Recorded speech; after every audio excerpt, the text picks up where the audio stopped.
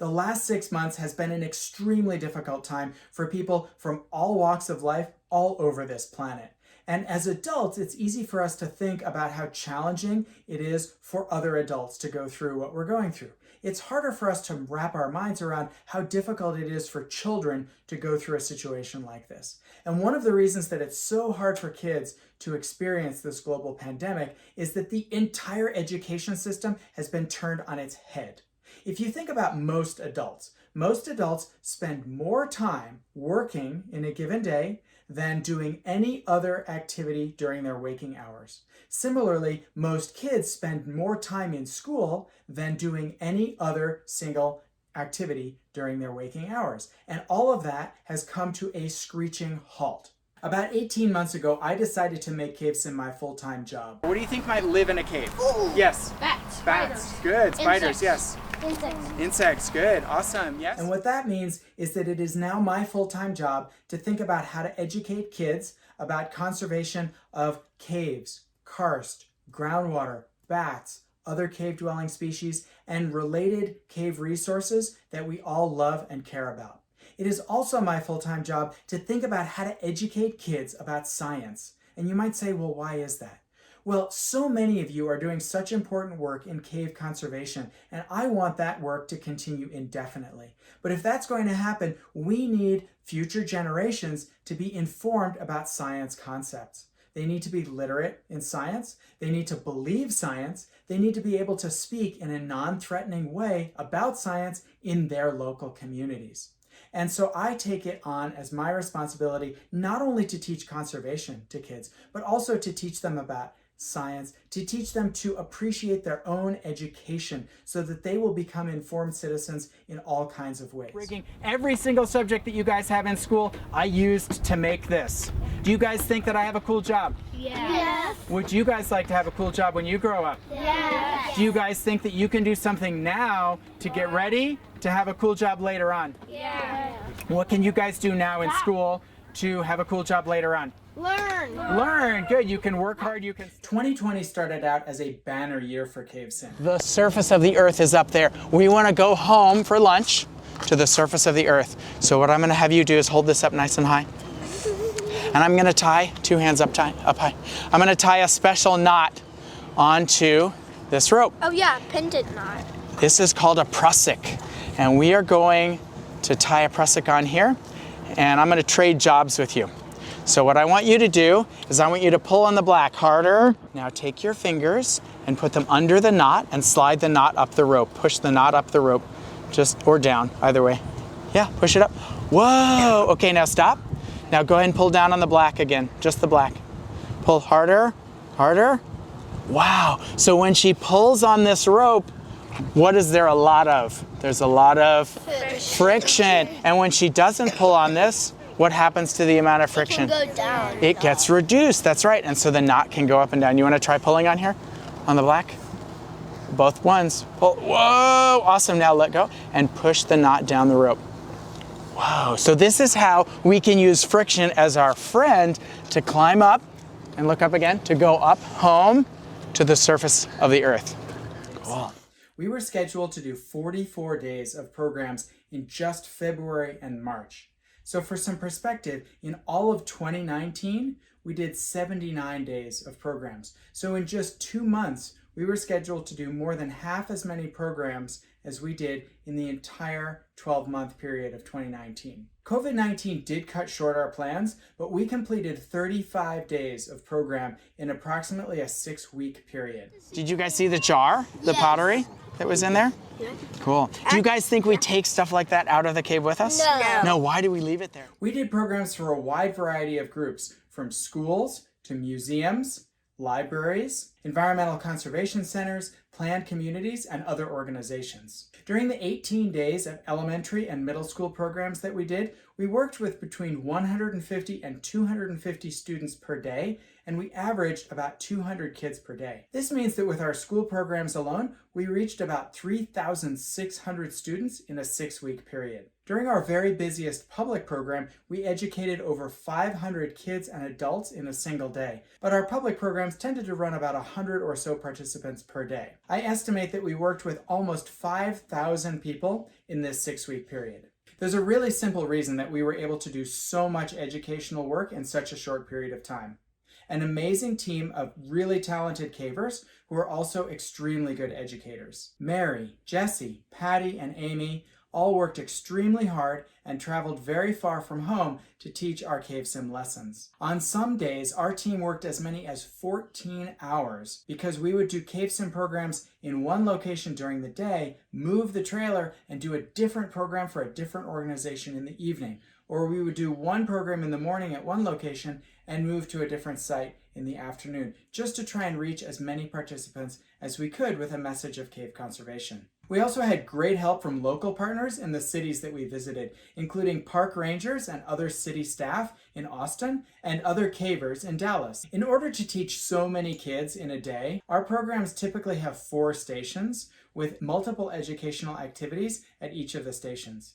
I tend to call our programs hands-on, but that's a great understatement because our programs are really completely immersive. I believe that the most effective and long-lasting learning happens when participants are completely immersed in their lessons, and that's what we strive for with CaveSim. We include a great deal of traditional school content, including science, math, history, art, and other subjects. What do you feel? We'll take a turn. You feel warm. Let go. Okay, go ahead and feel that. Do you feel how that's warm? Is there any fire in the can? No. There's no fire in the can. One reason that we include so much core educational content in our programs is that we want schools to continue to invite us in so that we can share our message of cave conservation with their students. But another reason is that we want to show students that they can do what we have done, which is to take everything they learn in school in all of their subjects and combine it with what they're passionate about to create a new job for themselves, to create something that the world has never seen before so that the world can become a better place. I want to share with you guys one more thing before we go. Who did we say made the cave trailer? You. I did. Who did we say made that tower? You. Do you guys have a guess about who do you think possibly made the squeeze box? You. I did. Who did we say made the waterproof speaker? You. Do you guys think that maybe, just maybe, I used some school subjects to do these things? Yes. Okay, raise your hand if you can think of a school subject that I used to do this. Yes.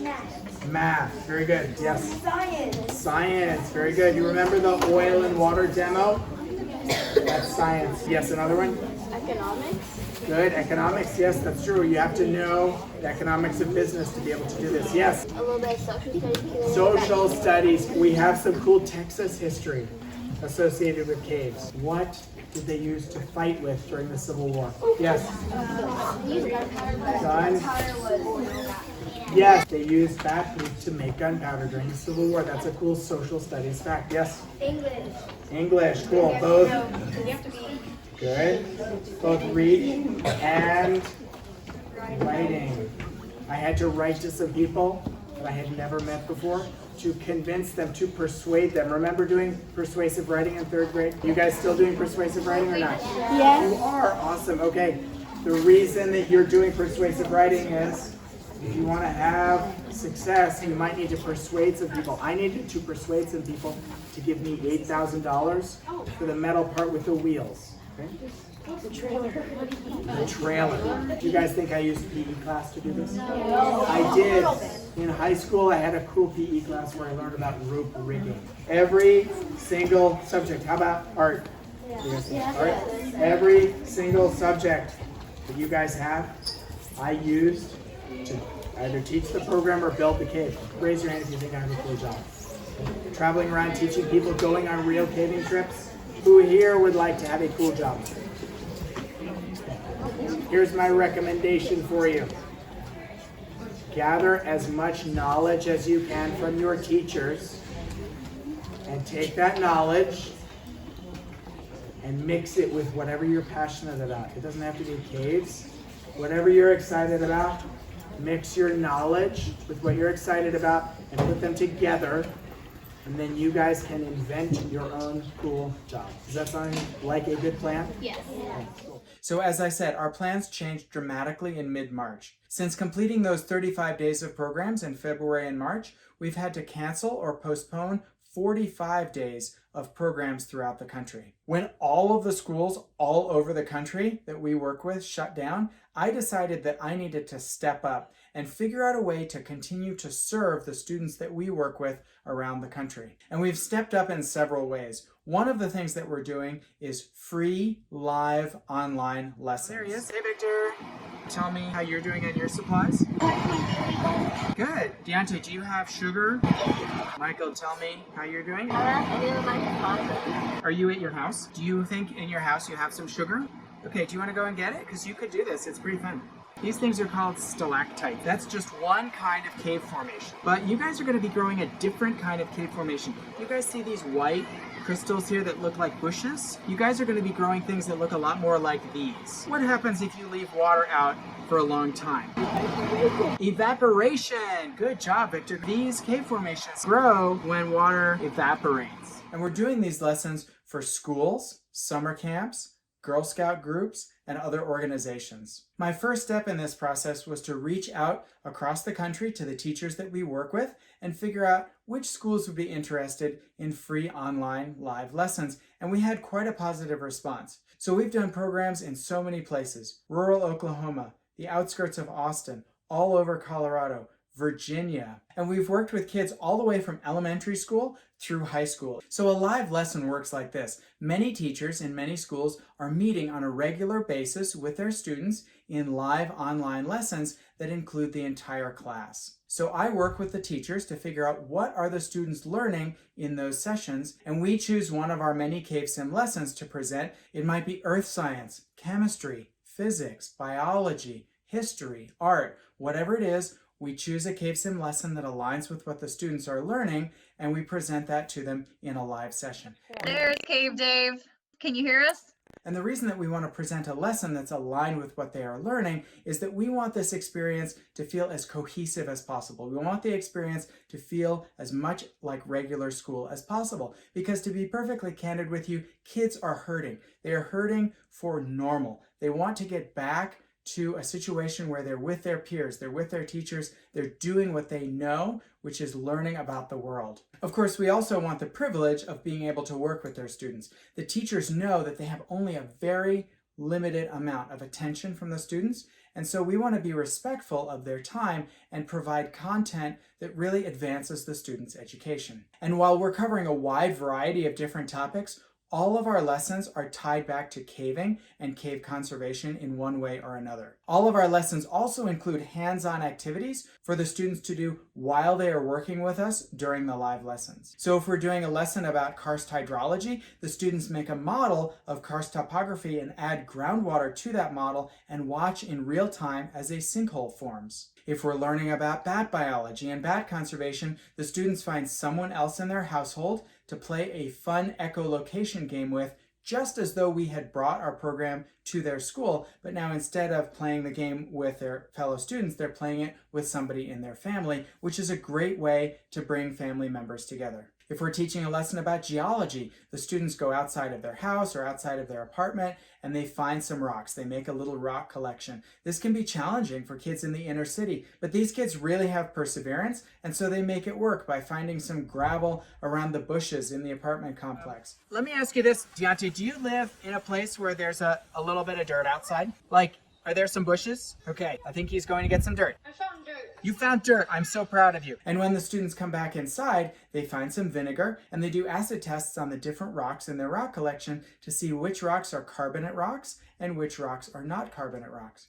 We also have them use very simple household materials to do a Mohs scale of hardness test. So they're using pennies and metal nails or whatever hard metal object they can find at home. With all of these lessons, the students are encouraged to get a piece of paper or a lab notebook and record their observations in a scientific way so that we can make sure that we're also including writing skills and the scientific method in the programs that we're teaching. Just like our in-person programs, the lessons are so much fun that the kids don't even realize they're learning. And how do we know this? Well, the truth is that in a lot of these homes, there is nobody telling the students that they have to go to class each day. The reason that they go to class each day is that they want to be in class each day. And I know this because the teachers are telling me what is going on at home. So students show up to the programs time and again because they're excited to learn. They're excited to be with their fellow students, they're excited to be with their teacher, and they're excited to be doing a fun project. In fact, our lessons are so much fun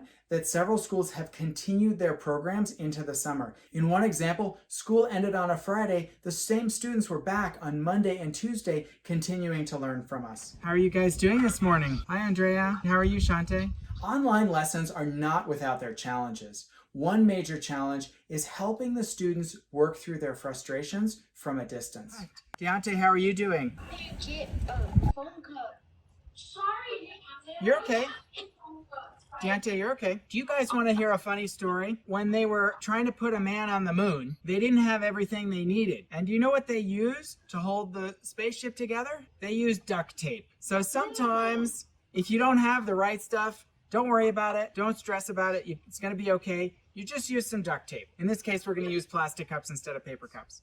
So not all students have access to even the most basic materials. I'm talking about string, tape, and paper cups. You'd be amazed at how many students have a hard time getting even those basic materials for our labs. Raise your hand if you're having trouble. Andrea, how are you doing? I don't have tape. You don't have tape. Okay. Well, you know what? You're going to get to be clever and creative. Here's what I want you to do. In some cases, these heroic teachers are going out and dropping off materials at the kids' homes when they know that they need help with materials. In other cases, we just have to improvise and be patient.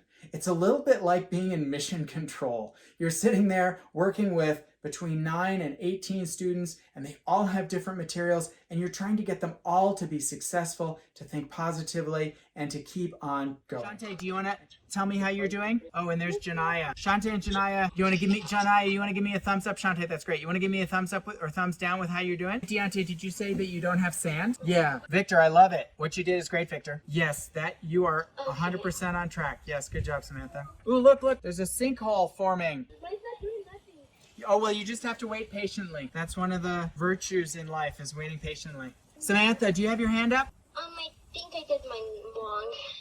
You did yours wrong? Why don't you tip your screen and let me see. Oh, yours is perfect. Why do you say it's wrong? It's great. That's exactly what's supposed to happen. You made a vertical cave. This is how vertical caves form.